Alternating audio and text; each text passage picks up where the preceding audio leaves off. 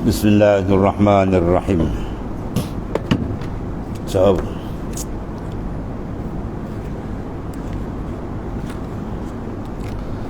dan ada pun segala sifat yang mahmudah itu. Ada pun segala sifat yang dipuji oleh syarak, yang wajib bagi setiap insan memakai akan dia. Ittisab bersifat dengan dia. Dia adalah merupakan sifat yang mencerminkan kebersihan qalbi insan, yang mana ia menarik keridaan Allah Subhanahu wa taala.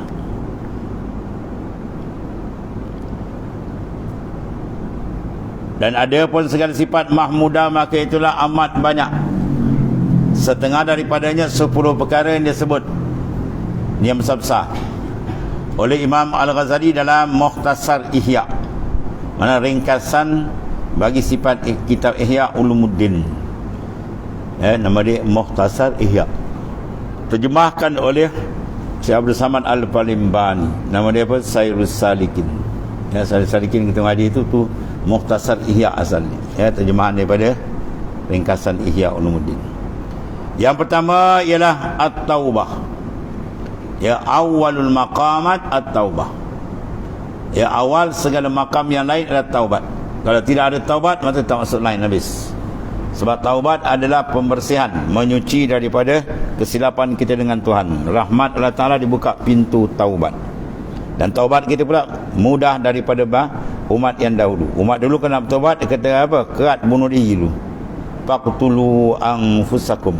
Sila bunuh diri kamu, bunuh. Maka Tuhan datangkan awan gelap, bertakik mereka, mati habis. Baru Tuhan terima taubat dia. Adapun kita umat Rasulullah SAW diberi kemudahan. Tak ada apa-apa bayar, tak ada apa-apa tindakan, tak ada kena bunuh apa tak. Maknanya telah ditakhfifkan akan syariat Allah. Itulah taubat. La ibadat liman lam yatub. Tidak ada ibadat bagi orang yang tak bertaubat. Sebab taubat adalah pembersihan, membersihkan kekotoran dosa. Yang mana mungkin seorang boleh beribadat dalam keadaan kotor. Kita semayang kaki ada najis, atau pakaian kita kotor pada syarak, pada hukum syarak, maka jawab tak sah semayang. Itulah makam ubudiyah, untuk mendekatkan kehambaan dengan Tuhan. Tidak diterima melainkan orang itu bertaubat. Bila taubat dia bersih, baru dia berjalan kepada Ta'ala. Orang yang tak bertaubat mana orang yang masih gemar mendakap dosa dan maksiat mana.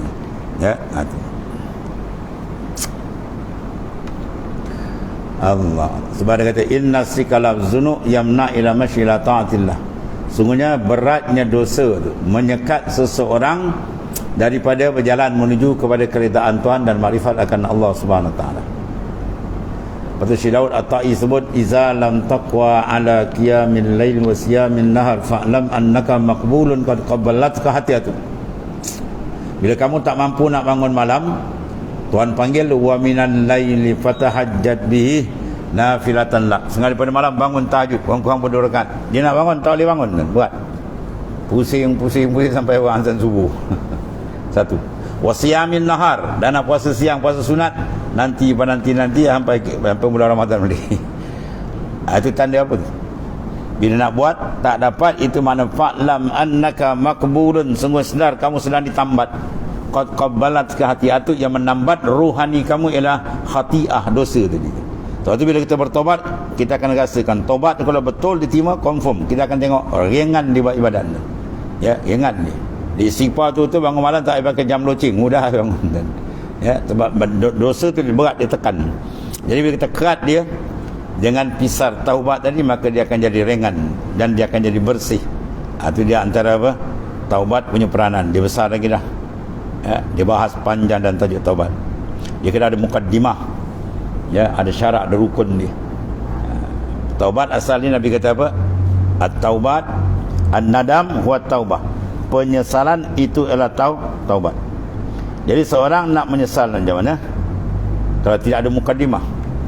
Contoh dia lah, mukaddimah dia kena istihdarkan resiko daripada dosa. Dia kena ingat resiko dosa ni. Dengan sebab dosa tadi dia dapat murka Tuhan, dapat kutukan laknat Allah, dan last sekali tempat dia akan dihumban ke dalam neraka. Atas dunia pula resiko dia, hati dia kelam, payah dapat hidayah, banyak tu. Bila istighfar, perhati benda tu, diingat sampai rasa gerun.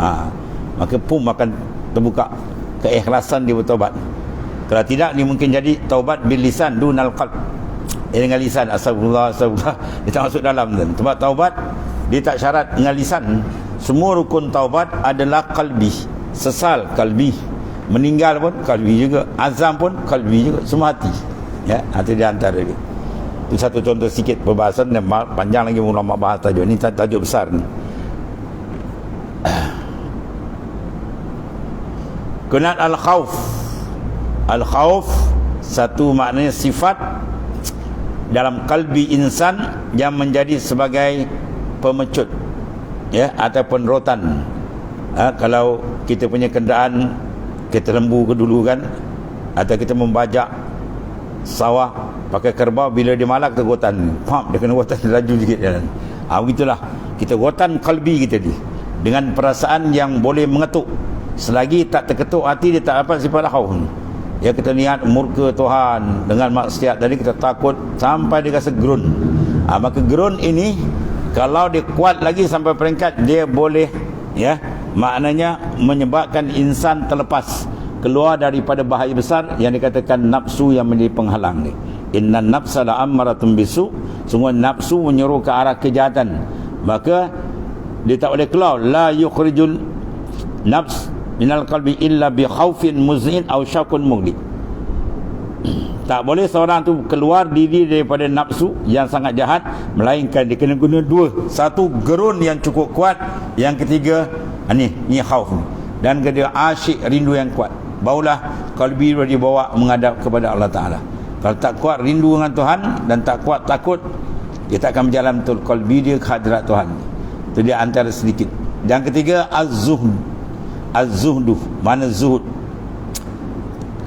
Zuhud mana apa? Tawar. Ya, menawarkan hati kita dengan makhluk.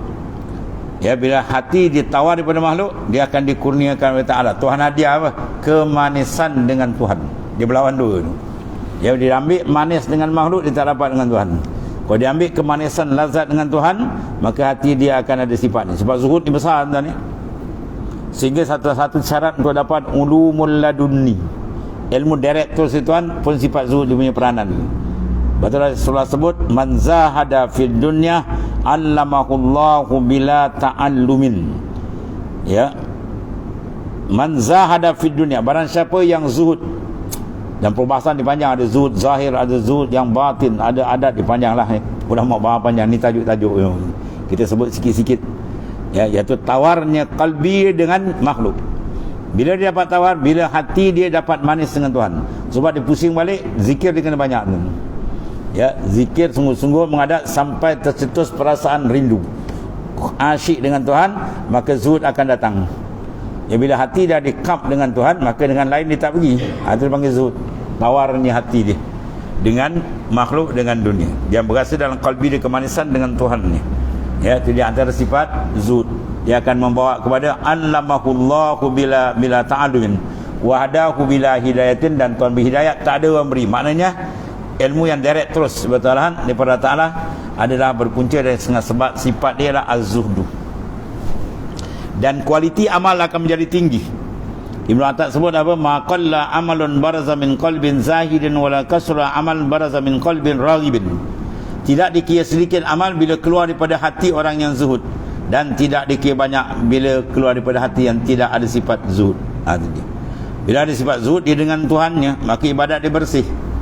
Hilang sifat-sifat yang tak elok, riak, wujud, semua itu akan hilang. Berbanding dengan sebaliknya, bila tahu kalbi dia ada makhluk, maka ketika itu dia akan buat ibadat banyak, dia pusing empat lain. Dan yang keempat, as-sabr. Ya, sabar ada empat bagi. Sabar mengerjakan taat, sabar meninggalkan maksiat, dan paling tinggi sabar indal masaib. Setengah ulama kata sabar meninggalkan maksiat lebih besar. Sebab ramai manusia boleh buat taat, tapi bila maksiat jarang dia buat. Bisa menaik. Kadang buat taat, maksiat pun jadi juga. Sebab tu Imam Ghazali kata, kalau dipilih pada kamu dua perkara yang wajib kena buat, buat taat, tinggal maksiat. Tapi kalau suruh pilih, kamu pilih meninggalkan maksiat, itu lebih besar. Ya, sebab dia punya tarkul ma'asi ra'sul ibadah. Meninggalkan maksiat itu kepala bagi segala ibadat. Macam mana pada adatnya insan takkan hidup kalau kepala dikerat. Ya, begitulah ibadat kita takkan jadi subur cantik kalau sekiranya Dia kepala dia dipotong. Apa kepala dia? Meninggalkan maksiat. Bersabar. Ya, ketiga masaib dia datang berbagai-bagai. Yang kelima ialah asyukru, penarik segala nikmat, pengikat nikmat. Asyukru iqalun ni'am, nikmat yang ada kita ikat dengan syukur. Sebab syukur dia datang daripada mentakzim. Kita gerti menghargai kurnia Tuhan. Sebab tu kita akan keluar alhamdulillah. Kalau orang tak gerti harga, dapat saja. Orang beri benda mahal dia senyap. Itu makna orang tak gerti menilai. Sebab tu bila orang gerti menilai kurnia Tuhan, maka Tuhan kasih lalu Tuhan tambah. Sebab tu beri ziyadah. Dalam syukur ada ziyadah. La in syakartum la azidannakum. Kalau kamu syukur, aku tambah. Maka ziyadah paling besar adalah ziyadatul ruhaniyah. Ya, tambahan dalaman kita dengan Allah Subhanahu Wa Taala. Ya. Syukur apa makna? Tasarruf ma an'amallahu ila ta'ati. Itu makna syukur. Tasarruf ma an'amallahu ila ta'ati. Kita mengguna pakai atau bahasa kita adjust segala nikmat yang Tuhan beri menjurus ke arah mentaati dia. Ya, dekat paling kita anggota tujuh kita. Mata kita jaga jangan lihat benda yang dilarang. Itu makna syukur. Telinga jangan dengar benda yang tidak diizin. Itu makna syukur. Tapi kalau kita guna tempat yang tak dibenar, mendengar benda maksiat, melihat benda yang dilarang atau diharamkan, itu makna dia kufur nikmat. Ya, ada syukur ni pun begitu besar. Dan di antara sifat yang kekal dalam syurga, syukur. Lain tak ada. Zuhud tak ada dalam syurga. Sabar tak ada dalam syurga. Ini semua alat ni. Atas dunia kita nak bina ibadat, syaitan kacau, kita kena sabar. Zuhud semua kita guna atas dunia untuk membersihkan kualiti amalan kita jadi cantik. Adapun di akhirat tak ada benda ni. Akhirat tempat bernikmat. Dia nak apa, nak berjoget, nak apa sana tempat nikmat, ambil lah. Tuan buka, tak ada hukum di sana lagi melarang. Tempat mengambil nikmat senikmat-nikmat. Tapi satu sifat yang ada syukur. Syukur dia masuk dalam syurga. Ya, wa akhiru da'wahum anil hamdulillahi rabbil alamin. Dan akhir surah syurga apa? Alhamdulillah, syukur. Syukur dia masuk sampai sana, tuan. Dan ibu segala ibadah apa? Al-ikhlas. Ikhlas dipanggil ruhul ibadah. Ya, kalau tak ada ikhlas, jawab ibadat semua ditolak. Ya. Sebab tu kata mana ikhlas apa? Istiwa'uz zammi wal madhi minal ammah. Sama je bagi dia, orang puji dia tak rasa apa, orang caci pun dia tak rasa apa. Itu ikhlas. Kalau orang puji tak jejak, kalau orang tidur dia tak boleh, orang maki dia tak boleh tidur, tu belum ikhlas lagi. Sebab hati masih bergantung dengan makhluk. Sebab dia besar kali keluarkan hati kita pada makhluk. Selagi makhluk ada dalam kalbi kita, selagi itu ibadat kita takkan jadi bersih. Itu kata Syekh Abu Ali Al-Parmadi kepada Imam Ghazali. Ketika Imam Ghazali nak berguru dengan dia dalam tariqah, dia kata apa? Aku nak ajarkan kepada alim besar, kitab banyak, tapi satu je aku pesan, satu, tak banyak tu.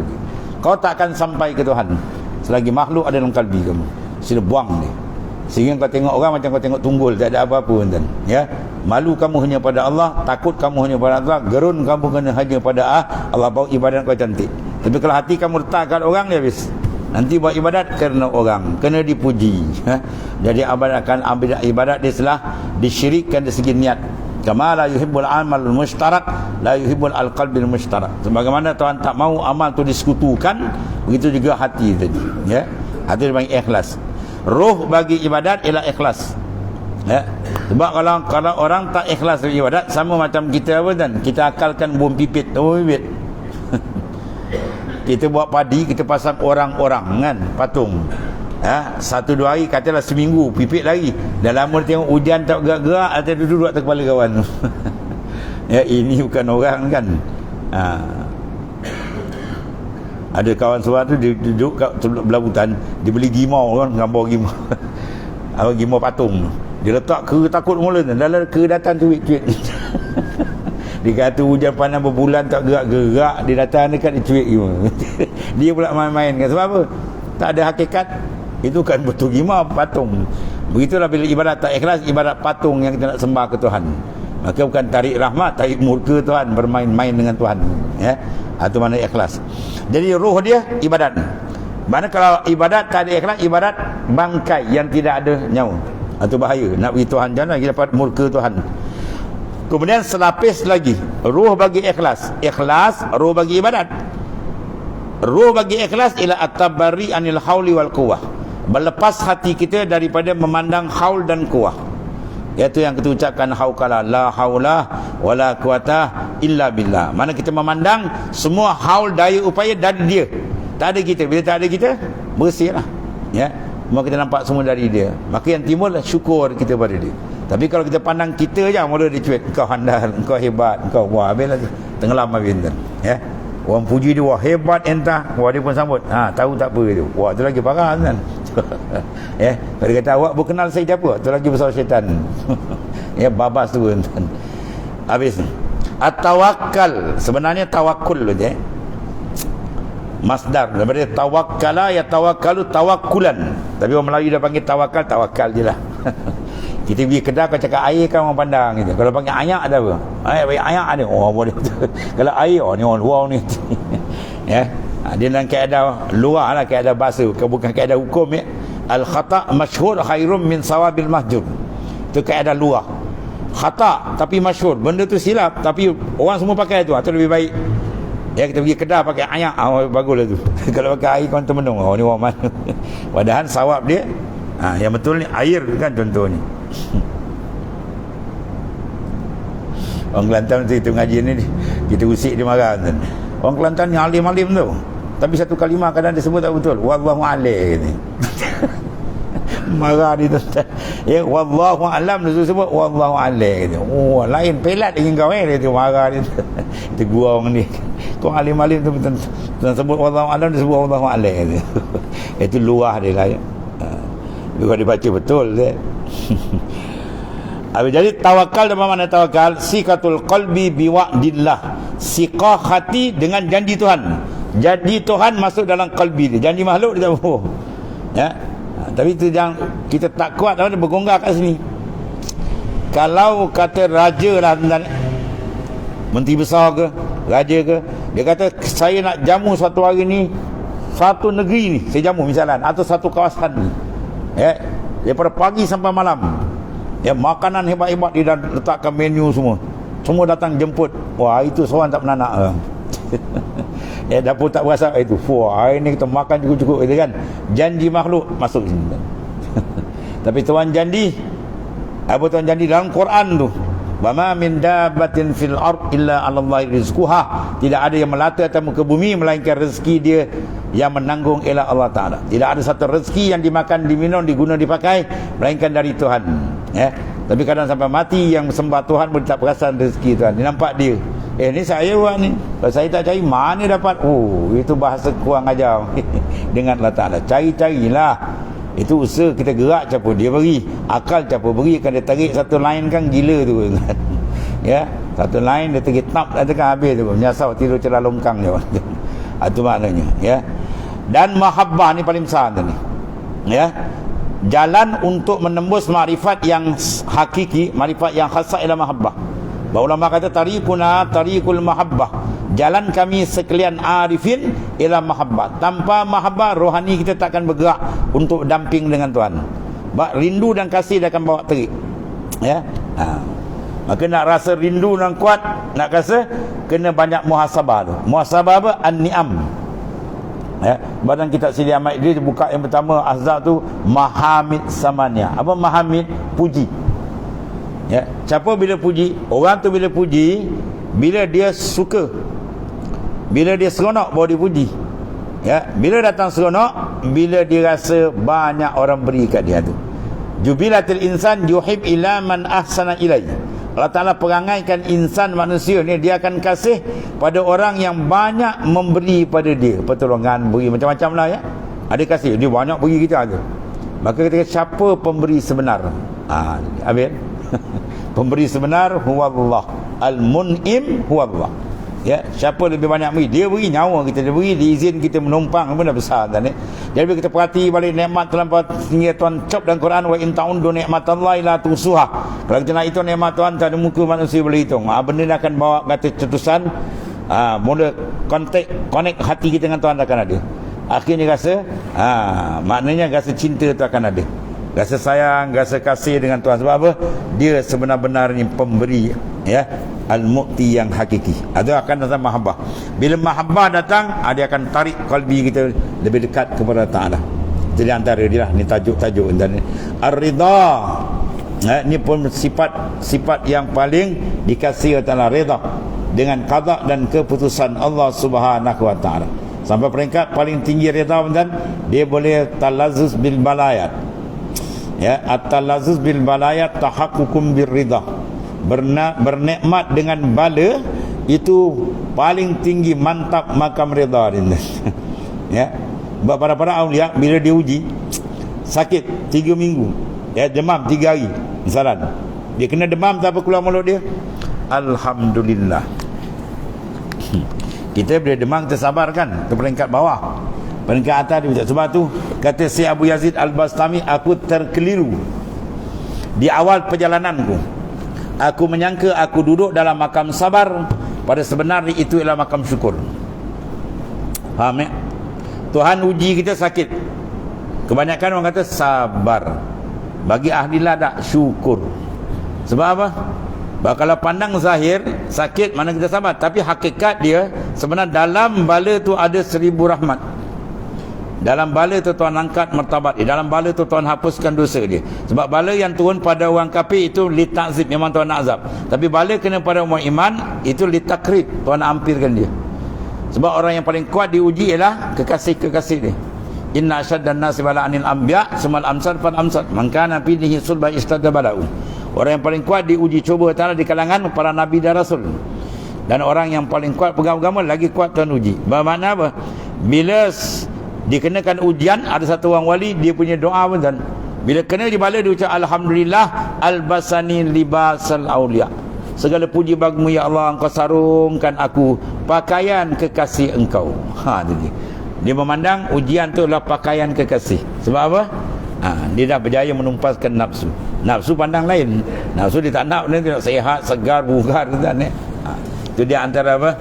Dipanggil sifat redha. Sampai peringkat dia boleh rasa nikmat dengan bala itu tamkin. Marifat dia tinggi di sisi Allah. Dia banyak ni, 800 dia punya sifat ni. Ulama bawa yang besar-besar 10. Dan yang ke-10 ni zikrul maut, ni paling besar. Ya, mengingatkan akan kematian.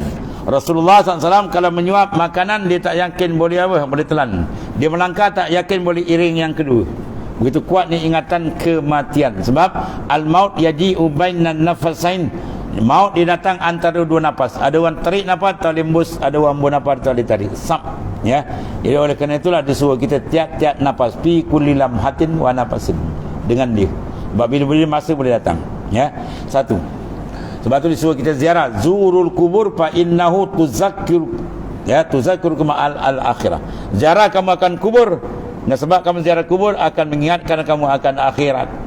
Ya, tanah sana kawan rapat kita yang ni dulu, orang jiran sini semua nampak, semua dah balik. Dalam kampung tu tengok, kita seorang je belum balik je. Maka teringat kematian tu dia membawa kepada apa? Lembutnya hati seseorang. Ya, sebab kata ingat mati hati dia keras ni. Syammir wala tazal zakiran maut tipani sianuhu dalalun mubin. Sensing tangan baju kamu, ni kinayah. Mana kena bersungguh-sungguh dalam urusan mengerjakan amal yang Tuhan suruh. Kemudian jangan lupakan kematian, tipani sianuhu dalalun mubin. Lupakan mati punca insan menjadi sesat yang jauh dengan Tuhan.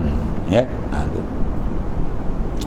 Adapun bermula taubat, maka itu kembali kepada dosa yang ia jatuh kepada dengan segera. Makna taubat satu wajib, yang kedua segera. Manakah kita lambatkan taubat, dosa itu berjalan. Dan risiko besar dia, ulama buat misal macam sepohon pokok yang kita nak tebang. Depan rumah kita ni besar lengan, mutan jantan. Apa faedah, tak ada pun kan. Kita kata nantilah tahun depan saya cabut dah. Dia tak cabut, tahun depan. Tahun depan pokok makin besar, akar dia makin dah dalam. Kita pula makin tua. Lepas tu kalau kita tangguh je taubat daripada maksiat, risiko besar dia apa? Maksiat tu akan mendapat lebih tempat dalam hati kita. Dan yang kedua pula, iman kita akan menjadi makin lemah. Takut-takut terus tak jadi taubat. Itu baik. Dia bawa terus dosa tu menghadap Allah Ta'ala di akhirat, maka disambut dengan neraka jahannam wal a'yazubillah. Innahu may ya'ti rabba mujriman bali annahu jahannam. Itu nas Quran tu pampang. Barang siapa balik menghadap Allah Ta'ala dengan membawa dosa, berkubah dengan dosa, maka disediakan neraka jahannam untuk dia wala ayazabillah. Jadi taubat Allah Ta'ala berikan free untuk kita supaya kita bersihkan. Dan Rasul telah tunjuk kepada kita Rasulullah SAW istighfar 3 riwayat. Satu riwayat 70 kali, satu riwayat lebih 70, satu riwayat 100 kali. Sedangkan Rasul maksum, itu maknanya, ya. Dengan bau meninggal ia akan itu pekerjaan yang jadi dosa. Pertama al-iqla', dosa dibuat tadi apa? Ditinggalkan. Dia minum arak misalnya, kena tinggalkan dengan sebab dia. Dan kena sesal, bukan ditinggal kena tak ada duit. Saya tak minum hari ni, apa tak ada duit. Itu bukan meninggal. Itu kita tak ada duit dia balun lagi sana.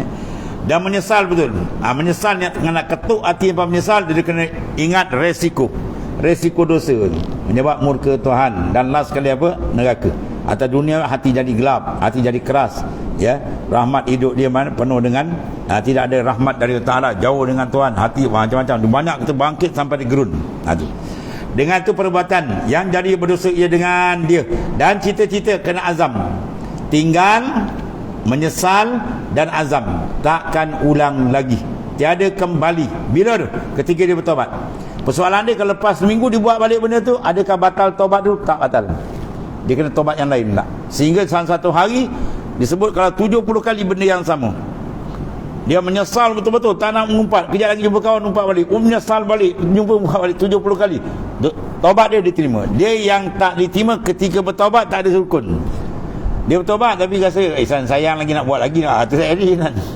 Dia kena jazam betul, memang tak nak buat. Tiba-tiba terkena balik. Yang tadi dah selesai, yang ni pula. Sebab dia tawab, yang banyak taubat. Dan jadi berdosa dengan sebabnya, dan kembali balik segala hak yang jadi berdosa atasnya. Kalau dengan hak manusia ditambah satu lagi, kena istihlal, minta halal. Kalau kena gantilah barang dan sebagainya lah. Dan dengan sebab mengambil itu. Kalau sikit tuan dia dah balik, cari waris dia. Dan kalau tak jumpa dosa macam kita mengumpat, dia pun dah balik kan, maka ulama syorkan kita bawa istighfar, astaghfirullahalazim li wali walidayya wali ashabil huquqi alayya tu. Ya, kita minta ampun dosa kita, kedua bapa kita, kemudian wali ashabil huquqi alayya, bagi orang yang kita ada hak dengan dia, kita ada terkata dia ke, jadi kita minta ampun bagi dia, maka insya-Allah di akhirat, ya, dia terampun dengan sebab kita, maka dia akan ampunkan dosa itu. Dia antara dia lah, ya. Dan macam 2 kalimah syahadat jika murtad, yang tambah yang keempat ni, ya. Dosa lain Tuhan tak terima, Tuhan tak ampun. Dosa taubat, dosa murtad atau dosa kufur. Innallaha la yaghfiru an yushraka bih wa yaghfiru ma duna zalika liman yasha. Tuhan tak ampunkan dosa menyekutukan dia, dan dosa lain dia sedia ampun. Jika tak ampun, dia tak ada jalan. Ada, tapi kena tambah syarat. Ya, bukan sekadar taubat, menyesal, tinggal, azam, tak kena tambah lagi apa? Mengucap balik, sebab iman dia sudah terbatal bila dia murtad, wala ayazubillah. Dengan sebab mengerjakan ia akan itu pekerjaan yang jadi berdosa atasnya. Itu di antara apa? Rukun-rukun secara ringkas dikupas oleh tuan pengarang untuk menyucikan kalbi. Sebab bila kalbi kita tobat betul-betul, at-taib minazam kamala zambalah, solat tak dosa bersih. Dan bila bersih kita akan rasa, mesti rasa punya ringan, ibadat terasa sedap, ya, lazat, senang dia. Nak bangun malam pun mudah aja. Itu di antara kelebihan di dunia. Itu tanda Tuhan terima bila dirasakan kesejukan dan kemanisan hati dia, ringan dalam mengerjakan ibadat. Kemudian firman Ta'ala, innamat tawbatu 'alallahi ila akhir ayat. Sadaqallahu alazim. Bismillahirrahmanirrahim. Alhamdulillahirabbil alamin. Wassalatu wassalamu ala asyrafil mursalin. Alhamdulillah. Subhanallah.